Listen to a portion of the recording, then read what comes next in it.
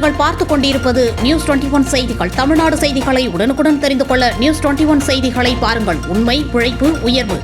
கரூர் தாலியாம்பட்டியில் டாஸ்மாக் கடையை முற்றிய 8 தமிழ்நாடு முதல்வரின் படத்தினை ஒட்ட வந்த தமிழக பாஜக மகளிர் அணி மாநில துணைத் தலைவர் உள்ளிட்ட 27 பேர் பாஜகவினரை போலீசார் கைது செய்தனர்.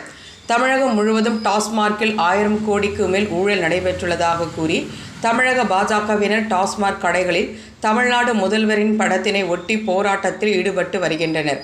கரூர் மாவட்டம் தாலியாம்பட்டி டாஸ்மாக் கடையினை கிருஷ்ணராயபுரம் கிழக்கு ஒன்றிய பாஜக சார்பில் தமிழக பாஜக மகளிர் அணி மாநில துணைத் தலைவர் மீனா வினோத்குமார் தலைமையில் 25க்கும் மேற்பட்ட பாஜகவினர் டாஸ்மாக் கடையில் 1000 கோடி ரூபாய் ஊழல் நடைபெற்றதற்கு தமிழ்நாடு முதலமைச்சர் பதவி விலக வேண்டும் என வலியுறுத்தியும் அதன் துறை அமைச்சரான செந்தில் பாலாஜி கைது செய்ய வலியுறுத்தியும் கண்டன கோஷங்களை முழக்கமிட்டவாறு தமிழ்நாடு முதலமைச்சர் மு.க.ஸ்டாலின் புகைப்படத்தை ஒட்ட வந்தனர்.